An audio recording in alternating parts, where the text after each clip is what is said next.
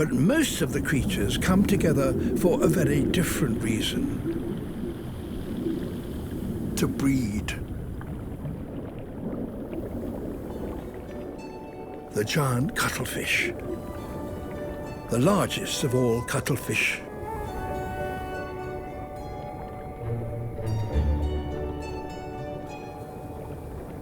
They live for just 1 or 2 years.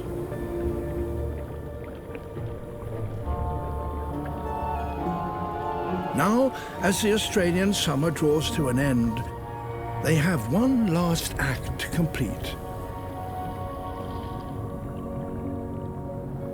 To find a mate.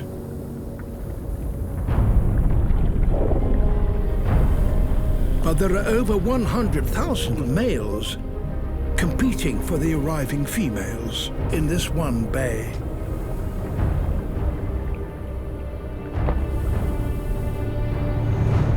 Among them, a giant, a true Goliath. He probably weighs about 10 kilos. Bands of color sweep across his skin. That's how cuttlefish communicate.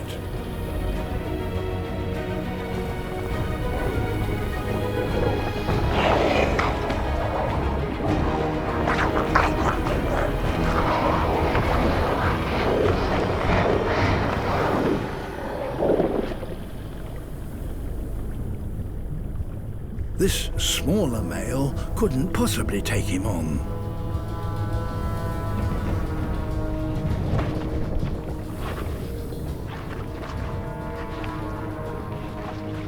Beside Goliath, and under his protection, a female who has just mated with him. But other rivals are still interested. It seems a small male wouldn't stand a chance. The female is now displaying a white stripe along her side nearest Goliath. It's a clear signal that she no longer wants to mate with him.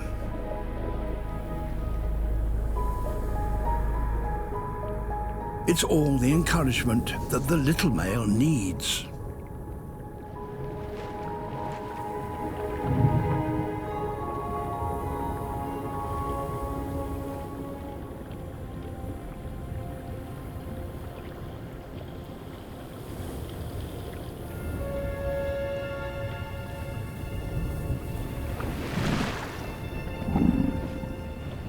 He's going to have to use trickery.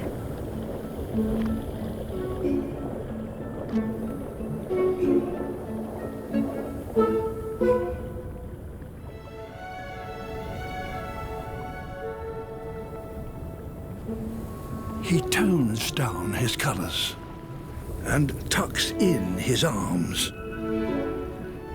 He's just the right size to mimic a female.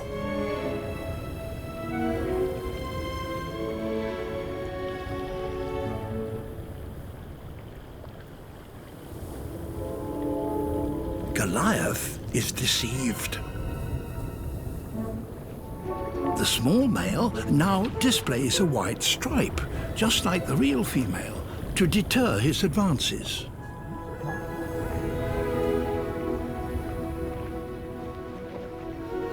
He slips beside her,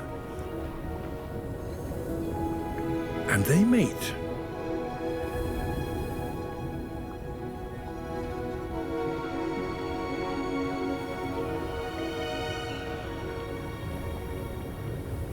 By mating with multiple partners, the female ensures the greatest genetic diversity for her young.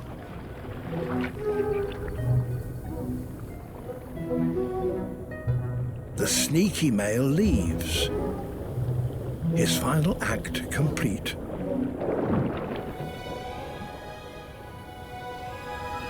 So even among giant cuttlefish, it seems, it's not all about size. It's the breeding season, and the trees are teeming with frogs. The female is with a male at the tip of a branch, perched above the paddy pool. She's building a nest by whipping up a giant ball of foam with her back legs. She lays hundreds of eggs inside. She's attracting the attention of other males. Each male could still fertilize some of the remaining eggs in the foam. They're coming in from all directions.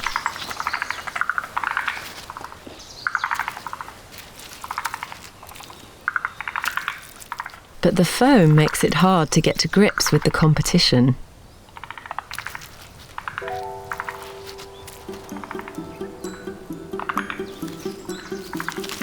Things quickly descend into an undignified wrestling match.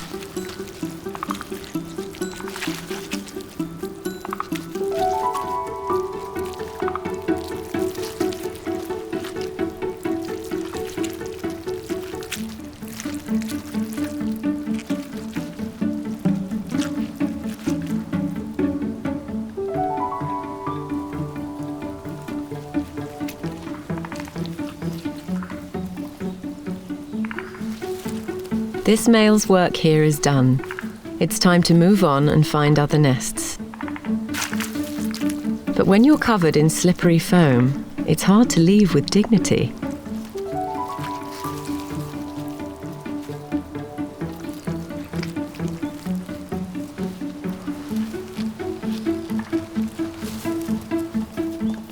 It's an unusual problem for a tree frog.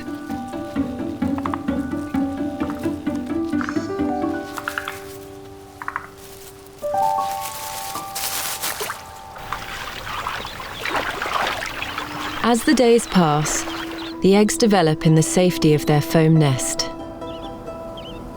The temperature rises with the summer sun, and the foam ball dries to form a protective case. The tadpoles inside are still moist and 6 degrees cooler.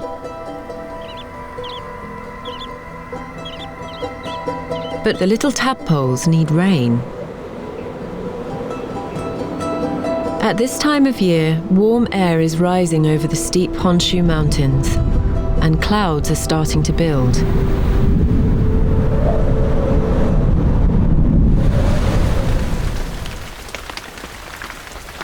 The tree frogs have timed their nest building perfectly. After 20 days, conditions are just right, and the waiting is over.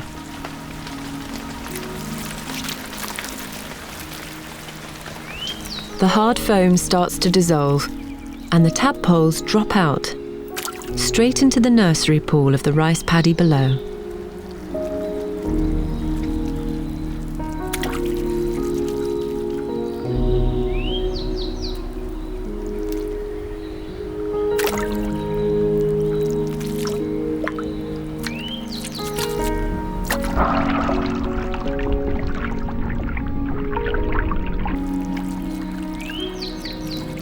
They feast on the remaining pieces of the nest, a final meal before they take their chances in the big wide world. Their mother has pulled off a remarkable feat of planning.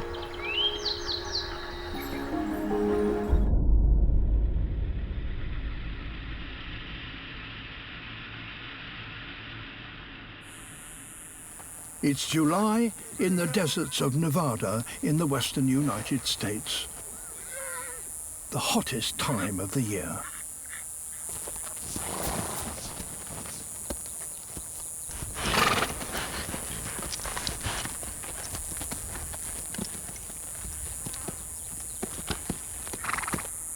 Bands of wild horses, Mustang, are converging on one of the last remaining waterholes around.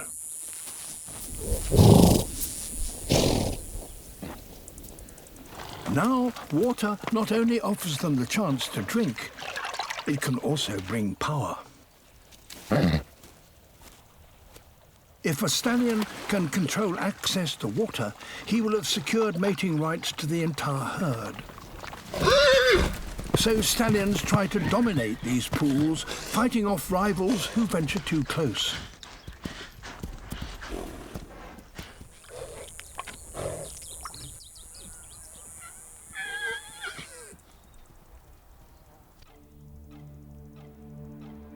A stranger. He's travelled 15 kilometres to be here, because the pools where he's come from have already dried up. With him come his females.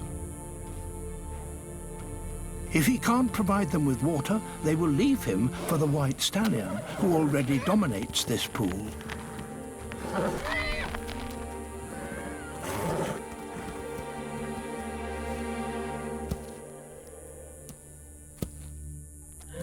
So he will have to fight.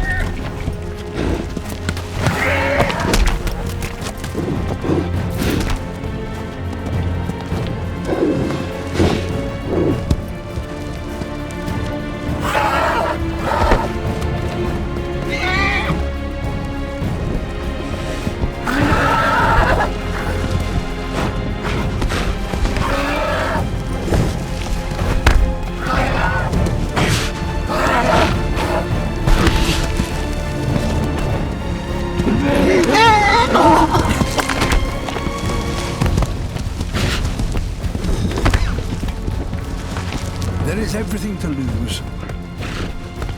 A broken leg or a shattered jaw would mean a slow and painful death.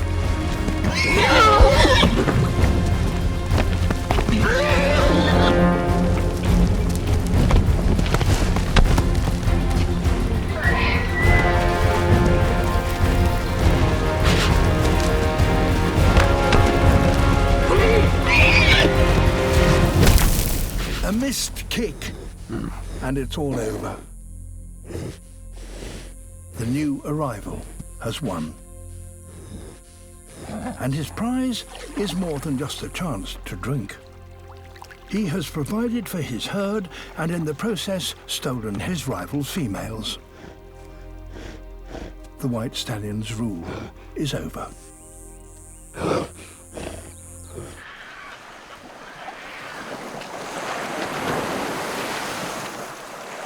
Gulf grunion scout the beach.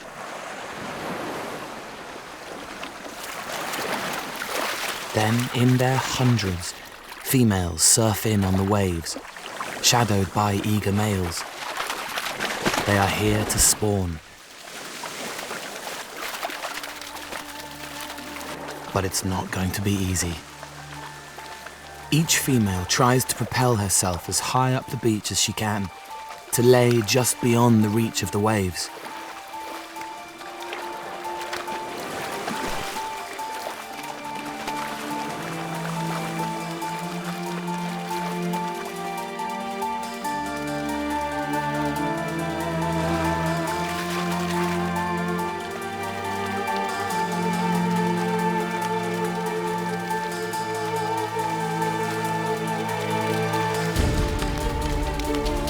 Drilling herself into the sand is the cue for the male grunion to move in. They wrap themselves around her, jostling to fertilize the eggs.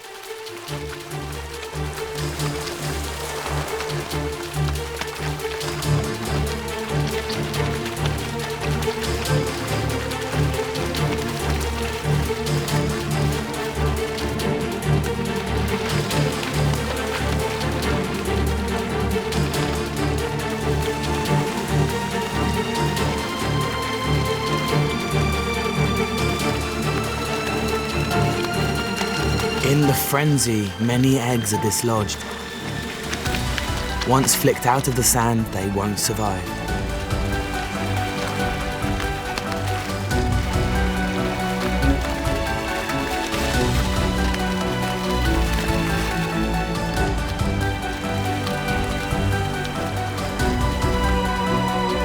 Although these fish out of water might seem vulnerable, the mass of flickering bodies confuses predators.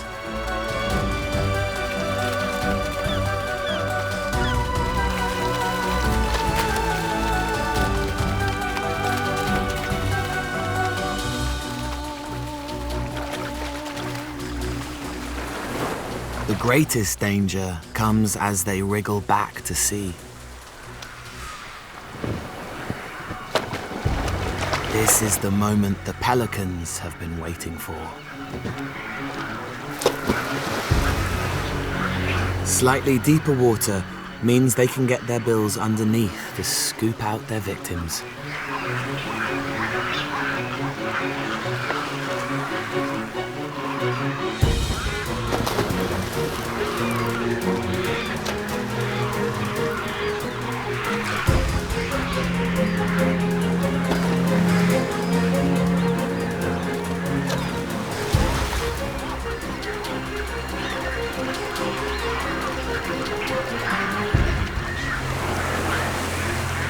This female runs the gauntlet and makes it through.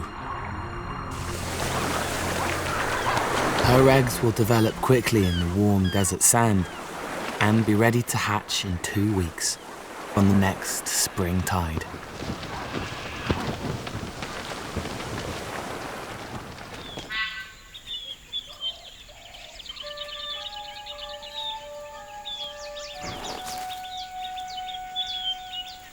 Acting this laid back tells Bagani he's not a threat.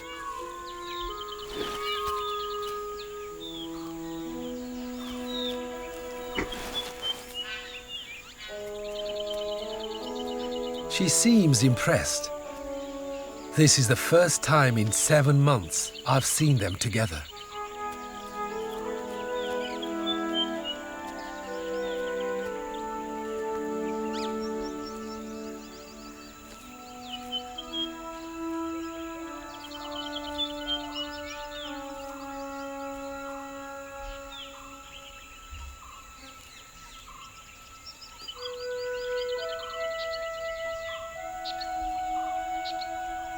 A quick peck on the cheek from Bagani.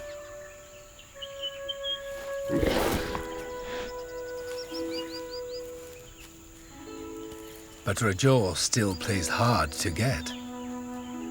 After all, this is a first date. Rajor and Bagani stay together for 3 days. And showing Bagani around is an important part of Rajor's courting technique.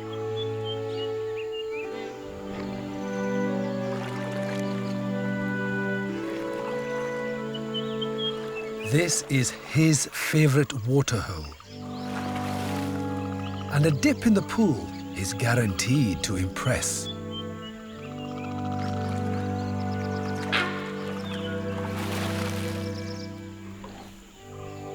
Followed by a romantic walk in the park.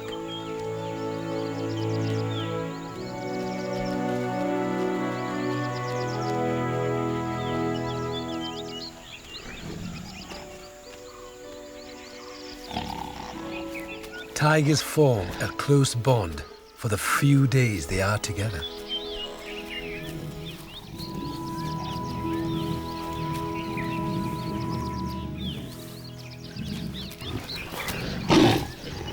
It's not just about sex. I think tigers get lonely.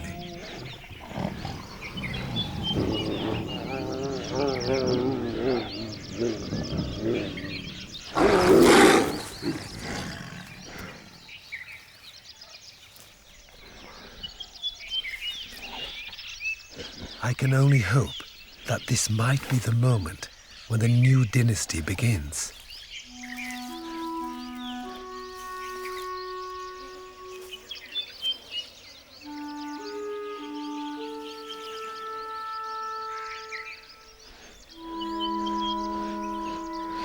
But there are still threats in Sariska.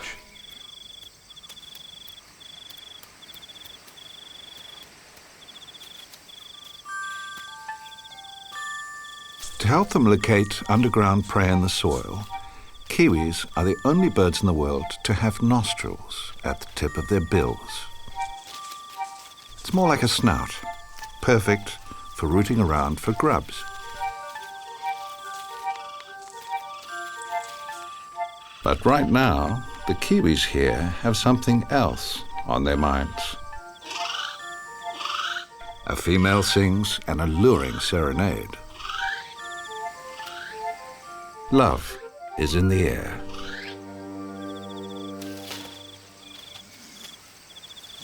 These birds are part of a habituated group, which means we can film intimate details of their private behavior.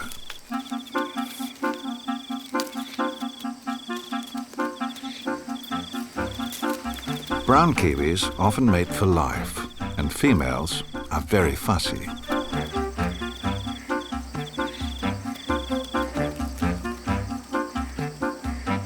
In kiwi couples, the ladies are normally the ones in charge, but he's happy to follow her around. He flirts by grunting and tapping her bottom with his beak. She takes a lot of persuading, but eventually succumbs to his charms. At around 4,000 pairs, this is the Caribbean's largest colony of magnificent frigate birds. Each year from August to October, males fly in from other corners of the Caribbean to breed. Once a male arrives, he's got his work cut out to find a mate. First, he inflates a pouch to try to stand out from the crowd.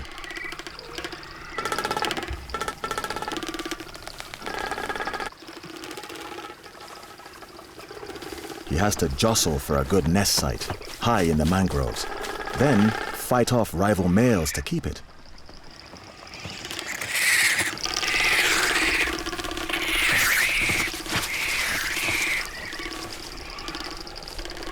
All this aggression can be seriously deflating.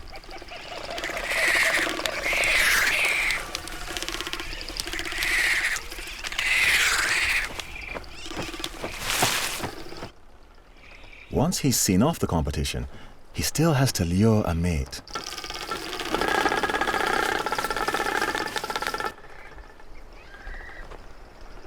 He drums up interest from a browsing female, and she comes in for a closer look. It's hard to say exactly what a female looks for in a partner, but a good nest site is crucial.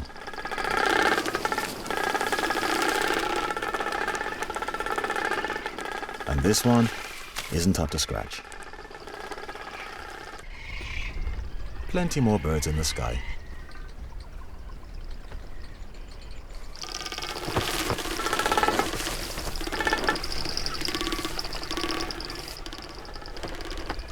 The females look for a location with clear access, where the wind can lift them on and off the nest. And this one seems ideal.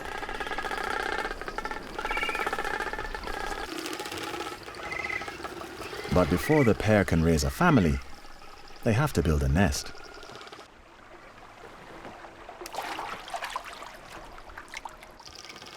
And for that, they need plenty of the frigate's most valuable currency: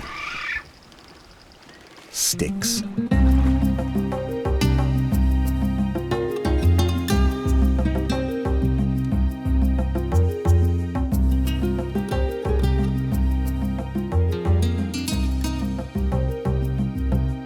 Loose sticks can be hard to find and easy to lose. The male is ambushed by his fellow frigates, the true pirates of the Caribbean.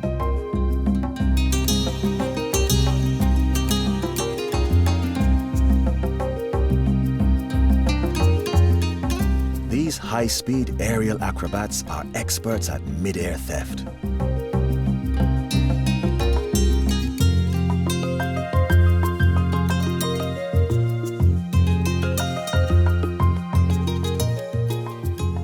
Needs all his flying skills to hang on to his stick, so he can build a nest.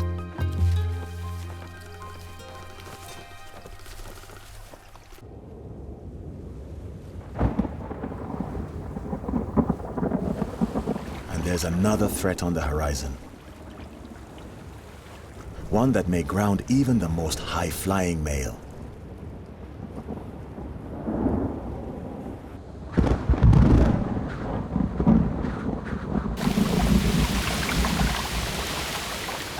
Between June and November, hurricanes can strike out of the blue.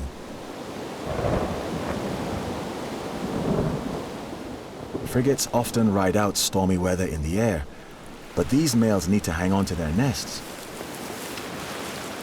Exposed, they're in the firing line of winds that could reach 240 kilometers per hour.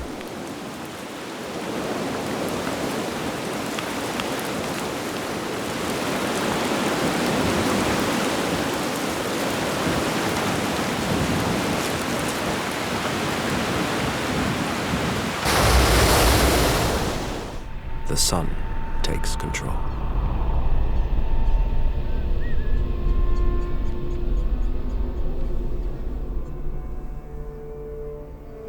Success in the stifling heat depends on the ability to seize the day. One creature is determined not to miss his chance.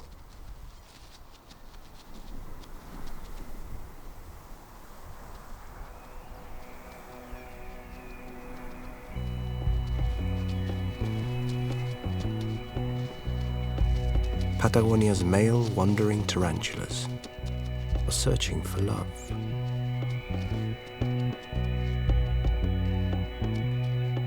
This male spent 4 years reaching maturity, but in 2 months, he'll be dead.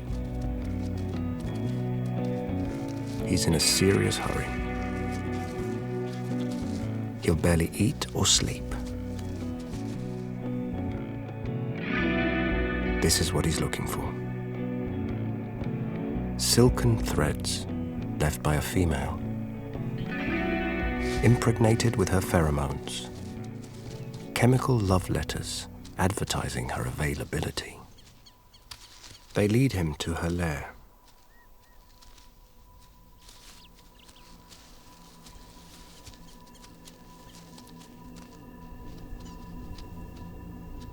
She can live for 30 years.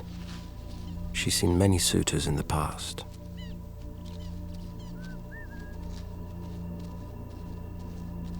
He taps a seductive rhythm to tempt her out. She replies.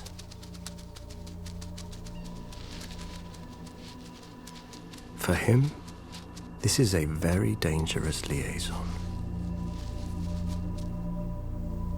He eyes her up. If he's not her type, she'll eat him.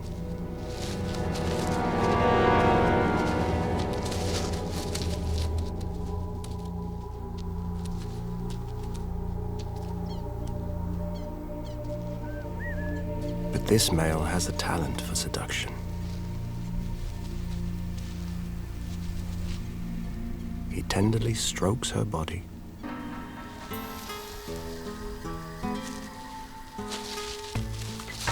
She relaxes, opening her fangs, allowing him to move closer.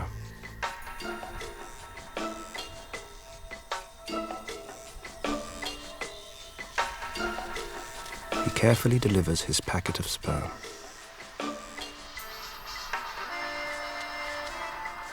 During mating, the female falls into a trance-like state. She stays like this for several minutes. He has to make a quick getaway before it wears off.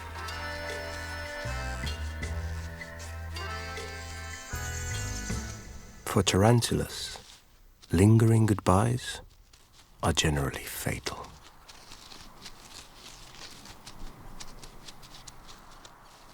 In Papua New Guinea, the bowerbird has lovingly rebuilt and redecorated his bower.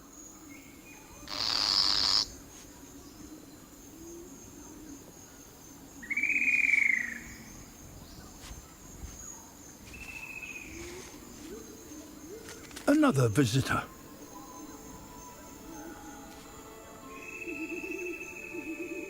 This time, it's a female. This is just where he wants her. Time to begin the show. First, he expands his pupils alternately.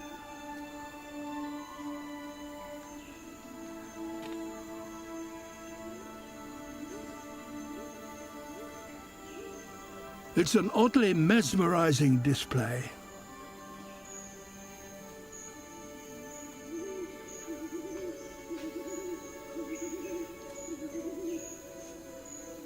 A spot of limbering up, accompanied by a weird and wheezy call from deep in his throat.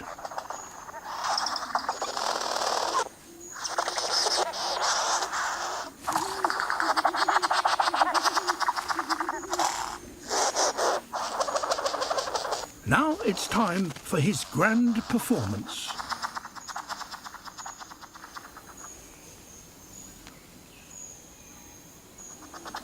He waves his wing like a matador's cape.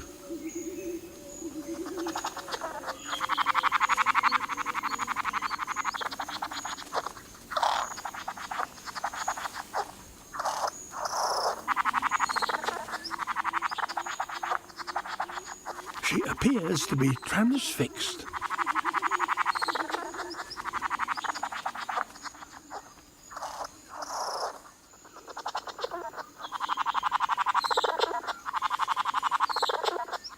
This is certainly eye-catching, but it seems he needs to do more.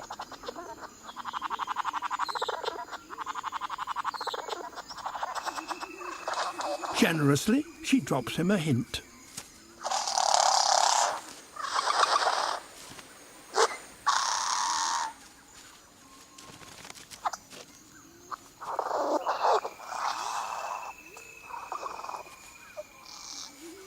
It's the bird equivalent of a bouquet of flowers.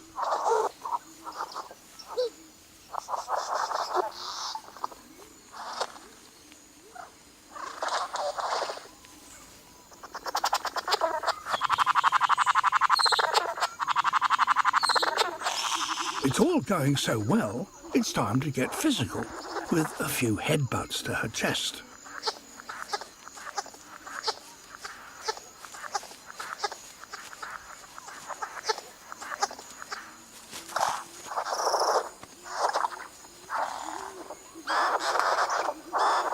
One final flourish to cap weeks of effort.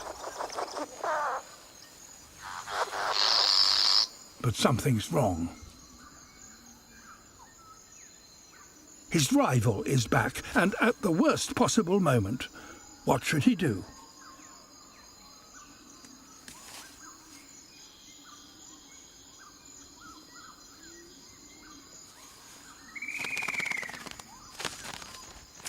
For the female, the moment has gone.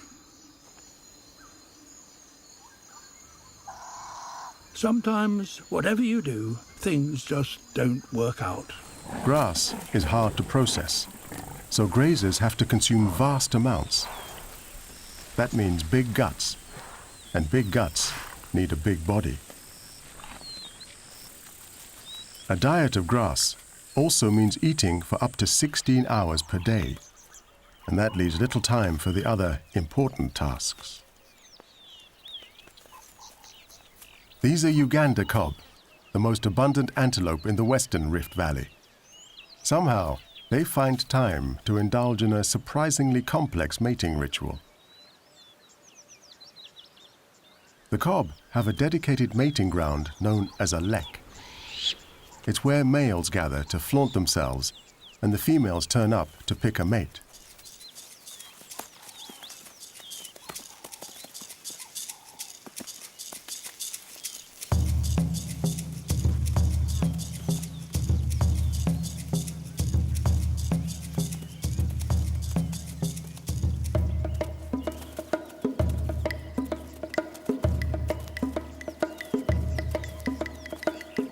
The males want to hold the best spot. To win it, they have to fight.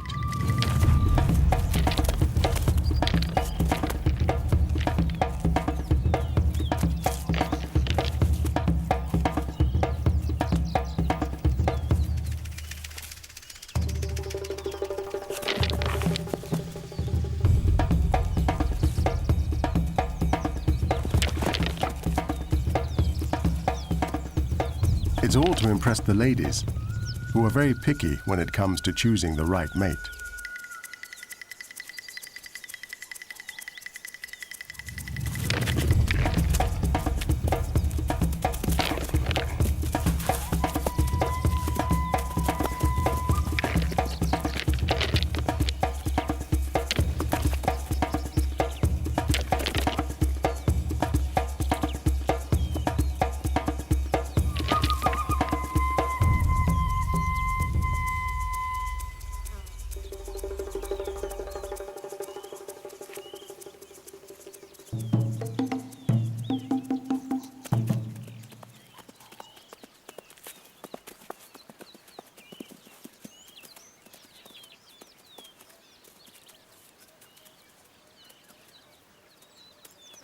The females are after the buck with the best blood, the strongest male holding the most coveted position, right in the middle of the lek. The female chooses her mate and then allows him to test her scent for hormones to confirm she's ready to mate. A female comes into season every 20 days or so, but is only receptive for a couple of hours, so there's not much time for flirting.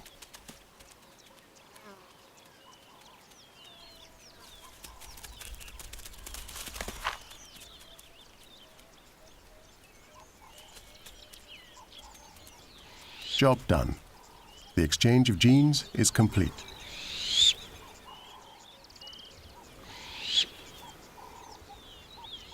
Now the female can relax under the protection of her champion. The father leads one team. The mother intercepts a panicking elk.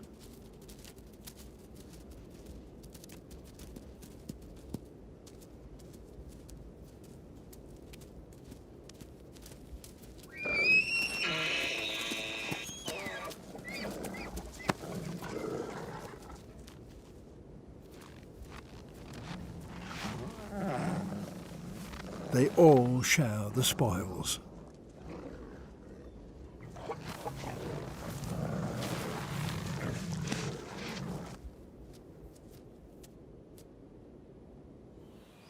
But all is not quite as collaborative as it seems. This pack strategy works well for the alpha couple, but not quite so well for last year's offspring. The youngsters could have their own pups, but for the alpha couple, that would mean more mouths to feed and less for their litter. So the alpha couple will actively discourage last year's offspring from mating, but one of their daughters has other ideas. Skulking behind the pack is a lone male wolf. He has no territory of his own, but follows the family, scavenging leftovers and looking for opportunities. He spotted one, the young daughter.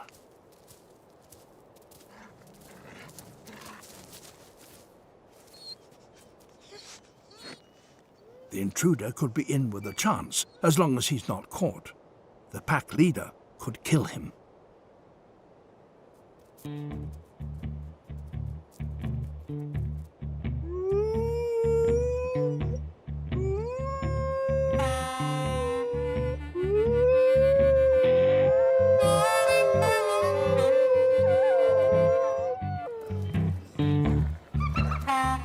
While the pack is distracted by a bison, the temptation for the young female is too great, and she sneaks away to join the mysterious stranger. It's risky, but it could be her only chance to get close to a potential mate.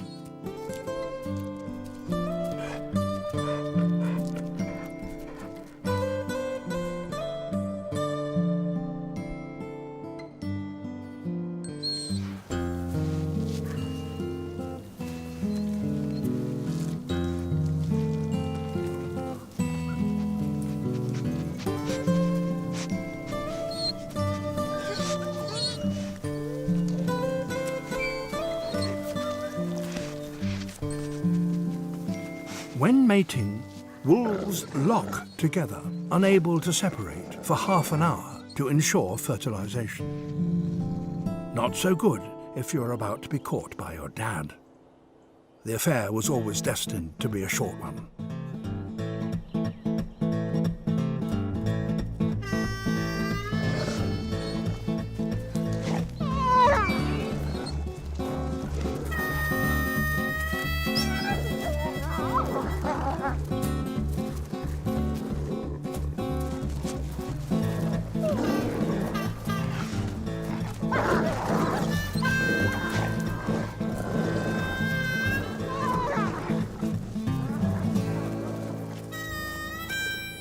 After a painful separation, her new mate is chased away with his tail between his legs.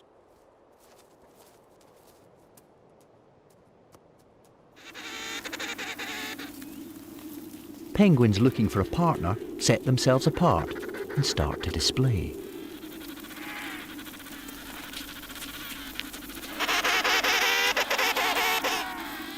This male doesn't have to wait for long.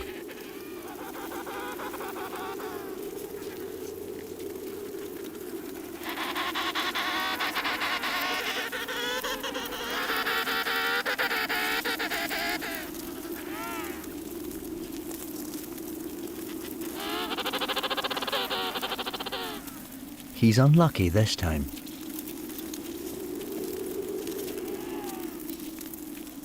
But he's spoiled for choice. There are 3,000 possible partners.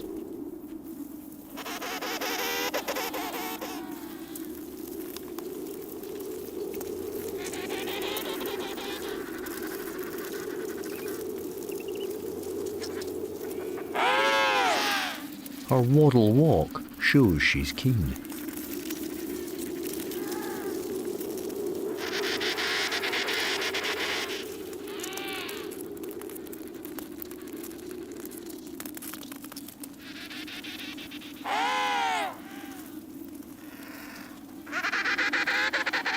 They mirror each other's actions to confirm that they're now a couple. But their blossoming romance soon sparks jealousies. A second female tries to muscle in.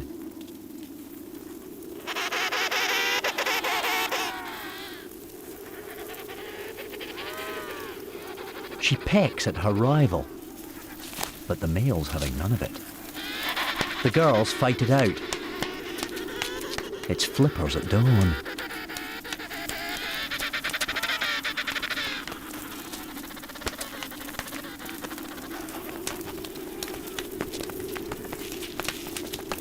She shoves her challenger to the ground. But it's not over yet. Her mate cheers her on.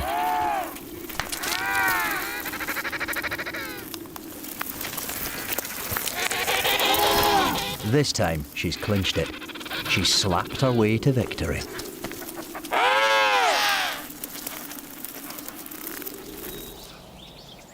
Spider silk with the scent of a female.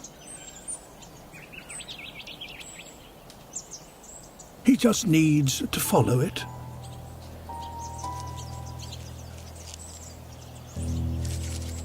Wherever it leads him.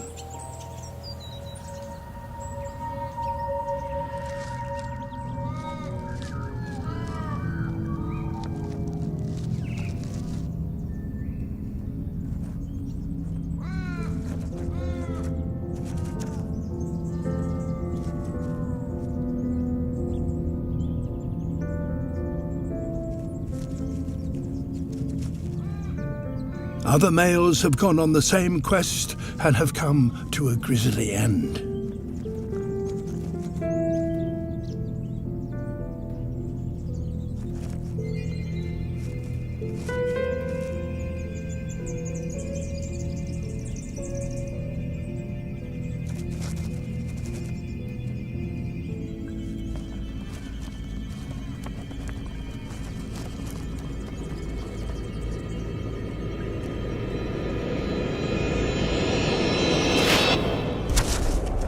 Here's the female, and she doesn't look very amorous.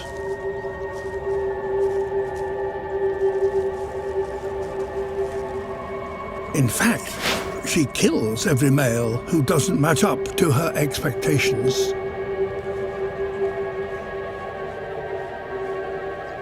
What can he do to win her over?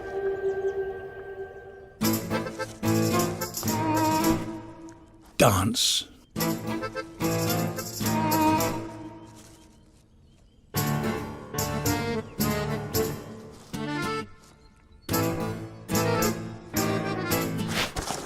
Dance for his life.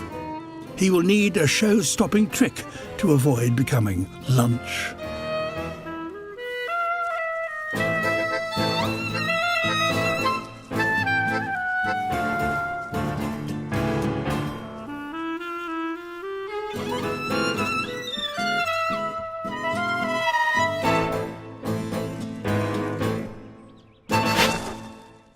With his fan unfurled, he begins an ever more complicated series of dance moves to try and seduce her.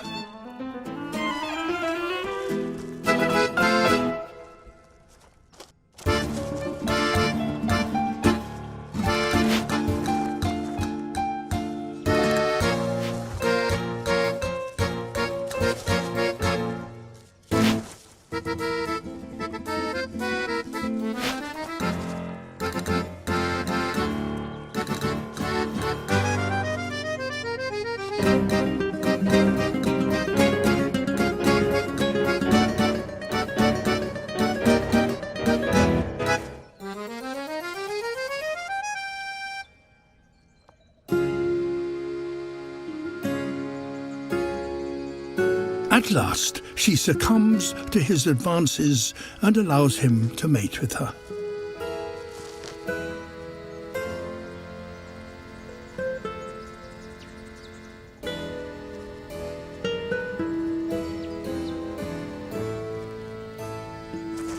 He matched her expectations.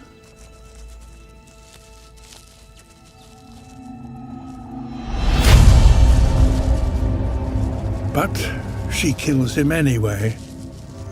The Pantanal has escaped the flames. But here, most of the rivers are now barely recognizable.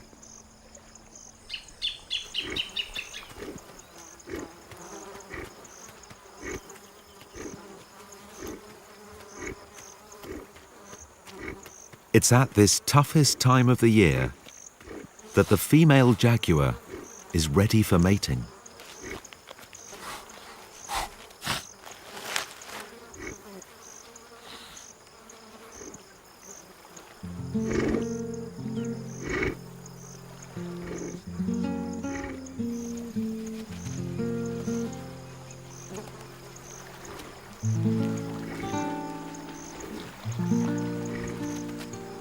Finally, the male search is over.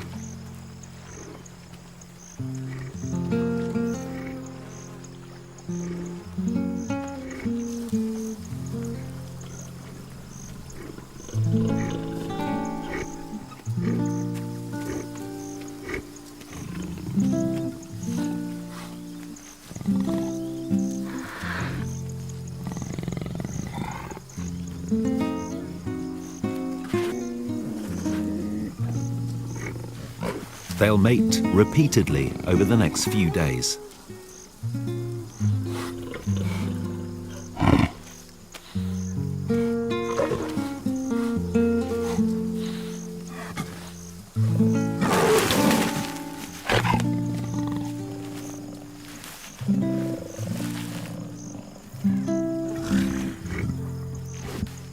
Until recently, jaguars were thought of as solitary, only ever getting together briefly. But the jaguars in the Pantanal are now revealing a different side to these cats.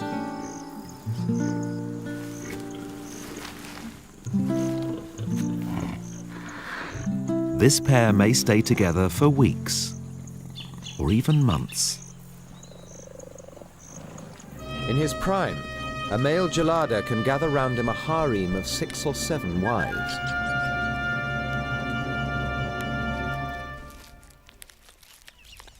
Sex causes a great deal of tension, because each male lives alongside other hot-tempered tyrants who constantly threaten to abduct his females.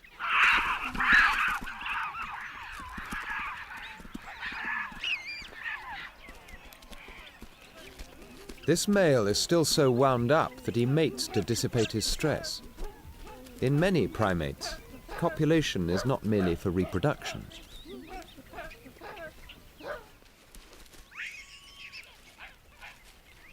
Female geladas can't live with a high level of aggression. They want to be left in peace to rear their offspring. So they've got ways of preventing their despotic male from behaving too badly. Inviting him to groom them, and grooming him, calms tense situations.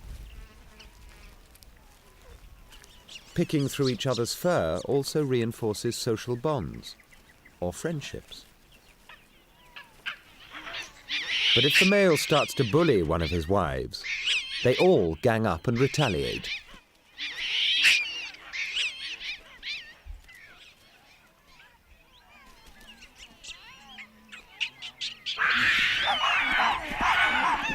And the tyrant doesn't always get his own way.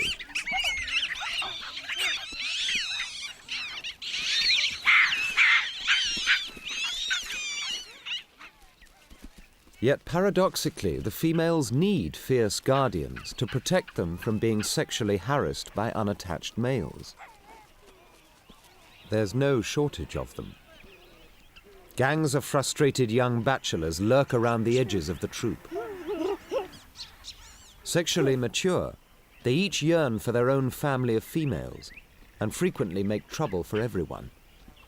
It's a universal social problem. How to control the aggressive tendencies of young males.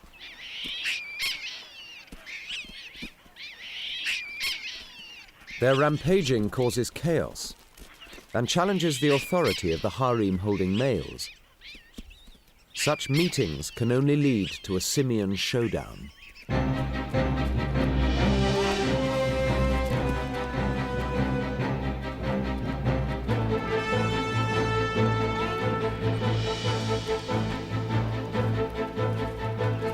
This male puts on an act of bravado. He's greatly outnumbered.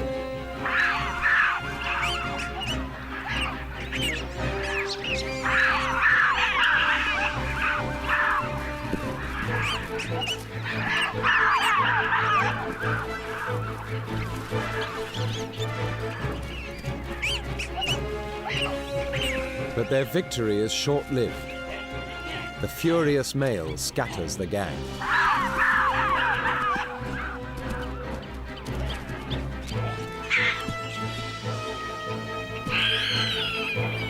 One day this tyrant will meet his high noon and lose his females, but not today.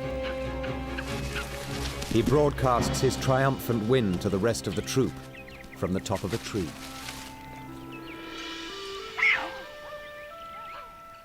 The males in the patrolling party can sense something in the air.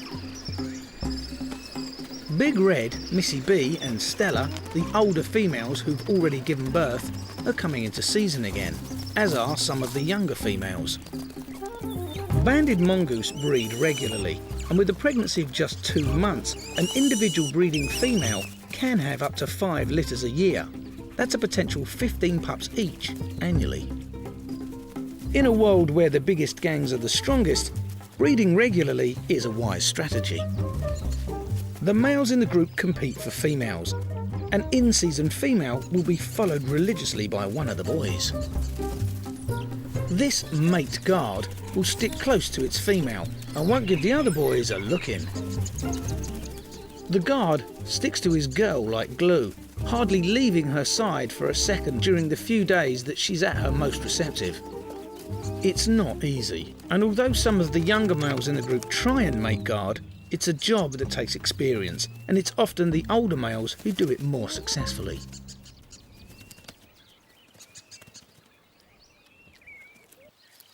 Face is a middle-ranking male, and he fancies himself as a bit of a Casanova when it comes to the ladies. He's been guarding Big Red all day and has finally cornered her in the bushes. But she's clearly not impressed by his technique. It's not unusual for the females to reject the amorous advances of their suitors.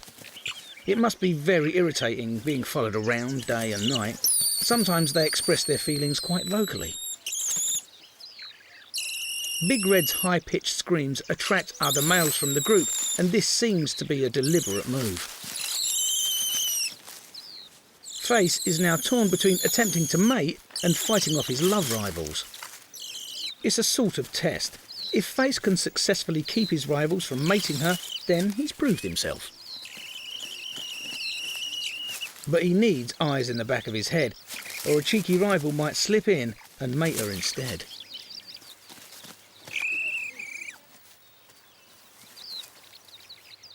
On this occasion, and despite all the shouting, Big Red gets her way and manages to avoid mating altogether. Once she's decided she's ready, she won't be so coy.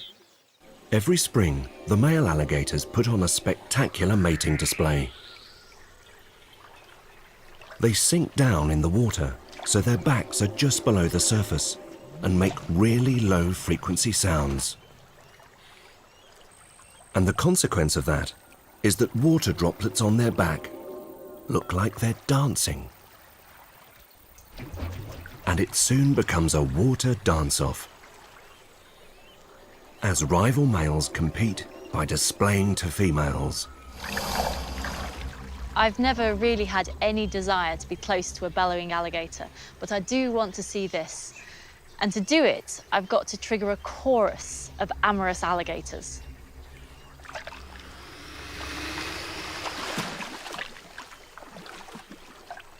To see this spectacle, Helen needs to encourage some alligators to start dancing. And to do this, she needs to replicate their infrasonic calls, so they think there's a larger male close by. And that requires speakers even bigger than a camper van.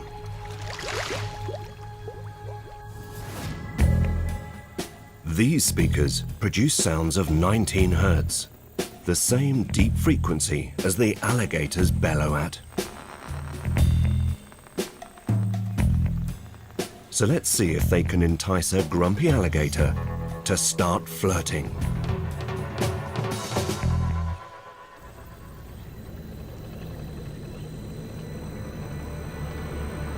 So that's it. Those are the big infrasound speakers sending sound out over the lake here.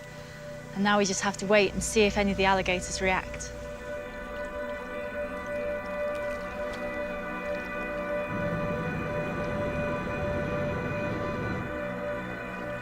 Oh, there's one straight over there, tail up in the air, getting ready to call.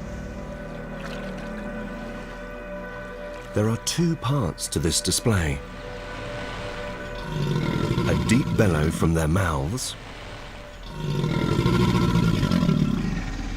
It's like hearing dinosaurs. And the water dance.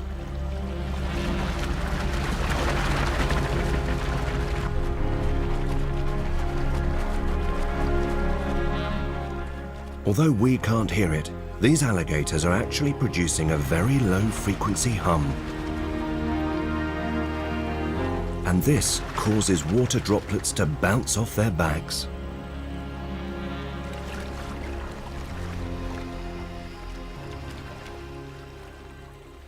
For these ancient predators, this elaborate display is essential for attracting mates.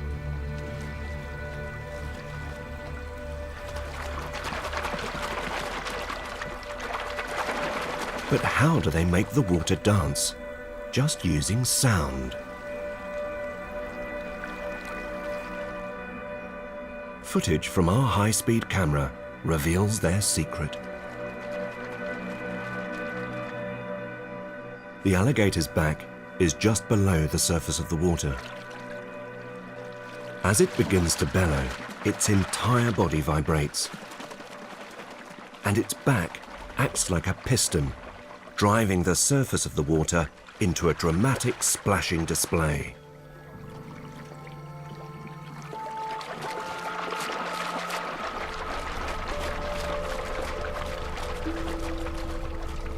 It's thought that alligators have been calling like this for at least 70 million years. And it seems that our male from the camera trap has picked up a scent and found himself a female.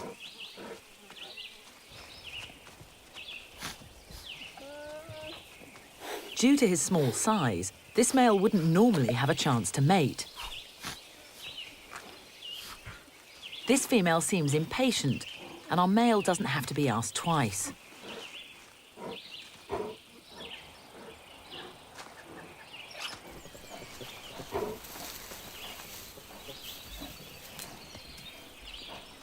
His small size causes a few logistical problems.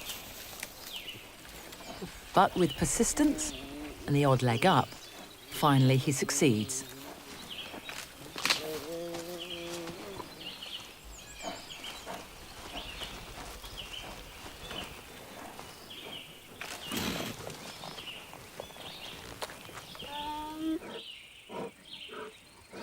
Mating over, the female grooms the young male.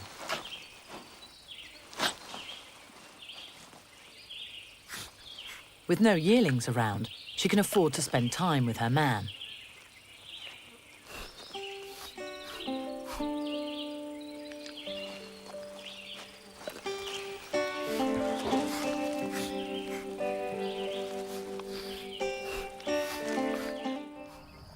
For most of the year, bison bulls and cows live separate lives.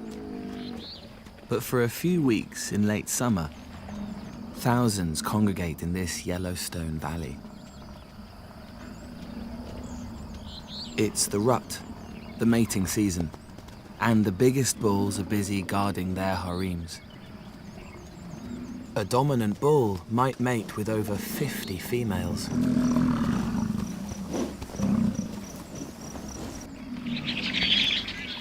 For the calves born this year, now is the time to stretch their young legs.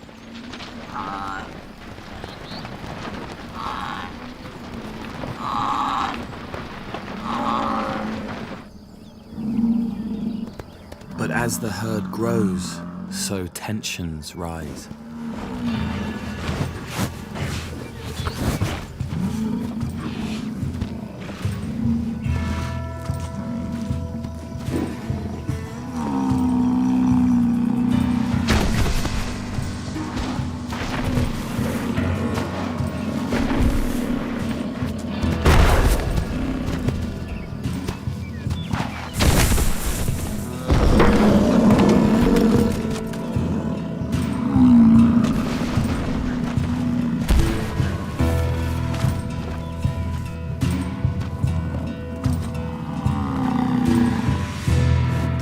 Takes a heavy toll on the big bulls.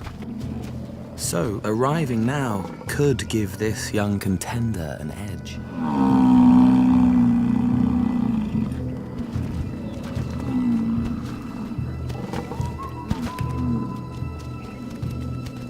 But there's life in the old bull yet.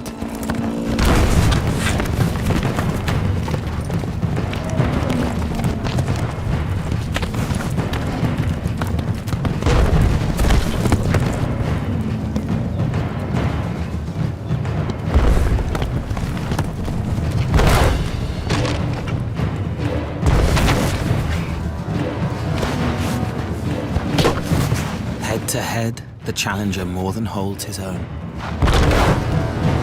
Then he makes a small mistake. Shunted aside, his challenge is brutally ended.